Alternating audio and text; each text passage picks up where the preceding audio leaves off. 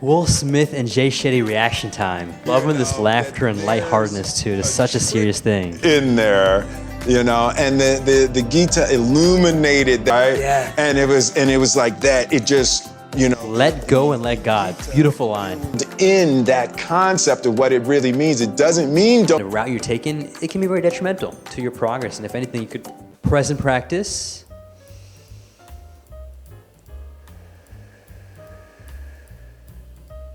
What's conscious? This is Vish, and today I'll be responding to Jay Shetty and Will Smith's video on the Bhagavad Gita. My name is Vish, and I'm an aspiring yogi, love all things meditation, yoga, and wisdom based, and I'm super grateful for you to be watching right now.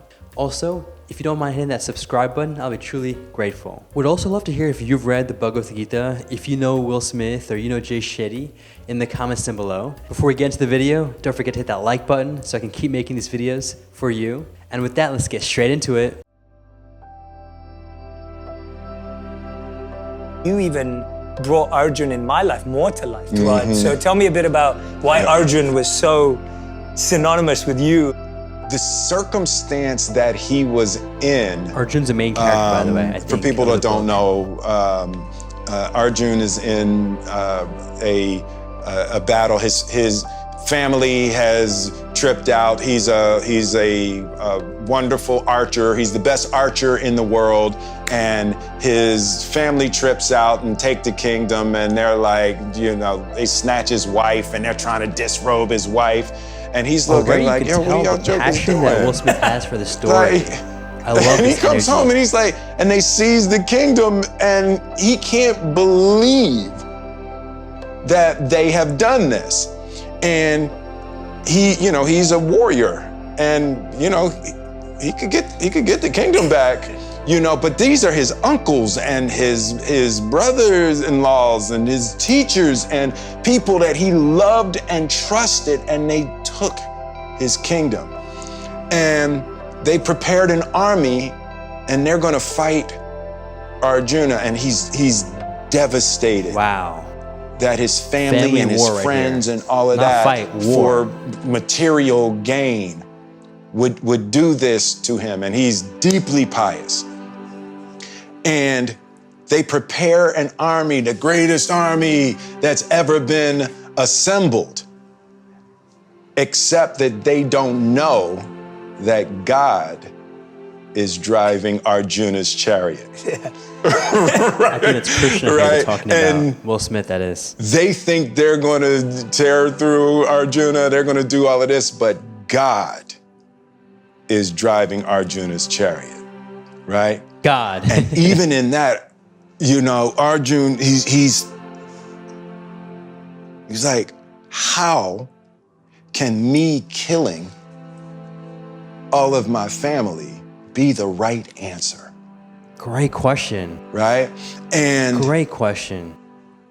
Wow. on the other side of that, he's like, well, I'll just let them kill me. I'm not doing that. There's no version of me going into battle with them. I don't care how wrong they are. I don't care. And as I just got deeper and deeper into that story, it's like, I feel like that all the time, right? I feel like I'm in what Radhanath Swami referred to as a perplexing situation. And I just really related to... So right off the back, I have briefly heard of the story of the Bhagavad Gita and the warfare that entailed, and I do want to give a special shout out to Will Smith. I mean, if you're watching this, I think this was just amazing to watch, and really just seeing your passion for the story as well as you connecting. I mean, you could always just talk about something that you know, love and enjoy and admire, but I can just tell the way he's talking, it has had an impact, a major impact on him. And he's speaking out of passion, which I really love to see. And this wisdom that's embedded in the book, for him to, I guess, connect with it is beautiful. I would love to hear what you all think of the book. Have you read it? Have you not? What are your favorite verses or lines in the comments down below? And how has it impacted your life, again, if you've watched this so far? But yeah, love this so far. Super eager to see what happens after in terms of how much he more connects with it. But let's proceed. how the Gita handles those kinds of perplexing situations and recognizing that's what life is. You are born into a perpetual perplexing situation. And that it was the first time that I'd ever heard the spiritual idea like that life is a perplexing situation and you're never gonna get around being stuck in the duality. You have to elevate above the whole thing. Interesting. You know, and the See, I don't know if I agree so far. Christian concept about Let's that continue. that I always heard and never understood fully. And my grandmother would say all the time, you gotta let go and let God. Yeah. Right? Yeah. And it was like that. It just, you know, Let go and let God. Beautiful line. in that concept of what it really means. It doesn't mean don't do anything. Yeah. Yeah. Let go and let God doesn't mean don't do anything. Yeah. It means do your divine duty, whatever that may be. And just for whatever reason, the study of the Gita at this particular point in my life really clarified a lot of ideas of how to move through a world where you almost can't do it right. Yeah. Right? And it's like there's God's playing a practical joke, right? And when you start seeing Loving this laughter and lightheartedness too. It's such a serious thing. in there, you know, and the Gita illuminated that trick for me in a way. I was like, how could I be the biggest movie star in the world, be the best at all of this, and how you not love me? Right? And, you know, how was my family miserable? And it's like, that's the trick. There we go. There we go. There we go. Wow, so grateful to see Will Smith. I mean, Jay Shetty, as always, I've always been a fan of him. But to see the Hollywood industry get exposed to spirituality, connecting with spirituality, and now just not just loving it, but living it, that is a beautiful, beautiful thing to see. And before we proceed, I mean, what are your thoughts on what he said in terms of Will Smith's interpretation of the Gita? Do you think it was right, not right? Or maybe just your favorite parts from this video itself? Would love to have you comment down below. And yeah, I mean, I would say for the most part, I definitely loved, okay, I loved everything. I'm not gonna say I didn't love anything. But there were certain parts I wasn't too sure about. Maybe it was due to his interpretation. Maybe it was due to my interpretation of his interpretation. So super open to, you know, me not being the most accurate here. And again, as I've always mentioned, this is a complete open platform for us to really just share our views. And I really value open discussion. So prefacing with that. But with that being said, just I really love this whole idea of, I guess, tying it back to what I know and getting a little deeper, not too deep because I don't know much, but a little deeper into that story of the Gita. Essentially, Arjuna is given this divine task or duty to, I guess, kill or fight and go to war with his family. And to the logical mind, or even the emotional, you would think that's something you shouldn't do and it's going against your own nature. But then again, because of, I guess, the practicality of it, in the sense that there was no right or wrong, but it came down to how you did something, right? In fact, I think there's a line which actually ties into, if you know Sadhguru, he talks about this, which is karma, quite a bit. Not karma as we know of it, as this whole punishment, consequence type of concept, but karma as in the action memory that's associated with whatever you do and how you have control over pretty much everything, especially your inner self. And the point of that is, I think the line that I'm referring to is, hesitation is the worst of sins or something, right? And the whole idea behind that is, the more you hesitate, the more karma you're building up, because you're thinking and thinking and thinking. You're wasting time, number one, but number two, you're building up more and more impressions. These impressions are your thoughts. And so these thoughts that you're building up on you are really just making your situation worse because you're not doing much. Now, whether you do something or you do nothing, that doesn't matter. But the key is how you do that something or how you do that nothing, right? And you thinking and overthinking is going to lead you to a stagnant position to where you're building on karma and having no action. So looking at it from that very kind of practical aspect, it kind of came down to Arjuna having to continue with the war and Krishna kind of reminding him of his duty. Now tying that into where I was a little unsure about what Will Smith was saying, and again, this is where I'm completely just open and transparent about how I feel as well as what I think, and also open to the idea that I could be wrong, right? Again, open platform here. It's the idea that this whole concept of divine duty, I've noticed this especially amongst the New Age community, New Age spiritual community that is, especially in America, where I'm from.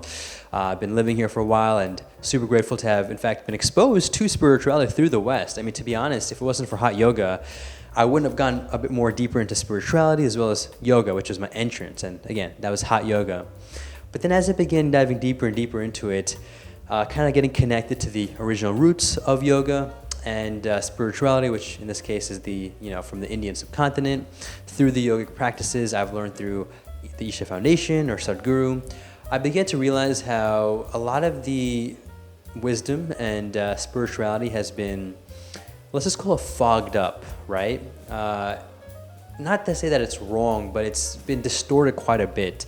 And again, with spirituality, there's no emotional, mental thing, associated in the sense that we don't care about cultural appropriation. Doesn't mean much. What we do care about is using this technology for the benefit of everyone. And if you're going to use this technology, which in this case is yoga or meditation or spirituality, in the wrong way, for example, Sadhguru talks about you're giving the world's best toothbrush, but then you're poking your eye and then asking why is this not working, it can lead down to a bunch of just problems, as you can tell from what I'm saying. And the point I'm making is basically the concept that I feel like has been pretty popular, and that's this whole idea of divine duty, calling, purpose, all these similar words, right, which have similar connotations. Again, not to say that we don't have a divine duty and that we don't have a purpose, but I feel like we tend to, especially when in an empty place or in a place of lostness, try to latch onto something and then just assume that is our divine duty and something that just clicks. I guess this analogy that would hopefully make more sense about what I'm saying is, imagine you have, you're walking and then you happen to fall and slip because you ran into a banana peel, right? Now there's two ways of going about this, right? You can either, one, just pick up the banana peel, throw it away and mind your own business, and then maybe the next time you see a banana peel, throw it away before you step on it so you've learned from your mistake and you're more conscious. The other way is to glorify that whole incident, making it seem like God put that banana peel there. And again, quick preface, I'm not saying God is real, I'm not saying God is not real. That's up to you in terms of how you interpret what God even is. But basically, you slip on it, you fall, you get hurt, and then it creates this huge mental, physical tragedy out of that simple slip on the fall of the banana. And now you get this calling, this mission, divine purpose, divine duty. My goal in life is to save the world of banana peels. Do you see what I mean there? It's just a banana peel, and you could just throw it away. You don't need to make your whole life. It becomes essentially egoic in nature. And anything with high egoic identity, which is very much corresponding to this example that I just presented to you, is kind of going opposed to this whole spiritual path. I mean, a huge part of the spiritual path is to let go of these identities, let go of the ego, let go of the karmic buildup, and you're kind of doing the work. You're doing the opposite, and that's just, if anything, Sadhguru talks about this too. It's kind of, even Eckhart Tolle, it's kind of an evil, not even an evil, but it's a very dangerous way to go, because especially, having a spiritual ego where, again, you're doing something, you think you're kind of benefiting yourself, but then you're actually not because of the conflicting and oxymoronic, kind of route you're taking, it can be very detrimental to your progress. And if anything, you could probably start taking steps back without knowing, just being unconscious. So yeah, that's a little slide, side part of this whole Gita, which I maybe didn't completely, vibe with per se. But again, would love to hear what you thought about that line, what it means to you in the comments down below. But regardless, I guess the real big takeaway that I have here in terms of what I'm really appreciative of is the fact that spirituality, which again really did originate in the East, specifically South Asia, which eventually made its way to China and Japan and so on. But now it's coming westwards, and I think it's a beautiful thing. And to see Will Smith embrace the Gita, so grateful. And I want to thank you so much for watching this reaction video. If you have any other video reaction requests, you can also comment down below. Don't forget to hit that subscribe button and that like button, especially if you've made it this far. And with that, make it a great day, take it joyful, and stay conscious.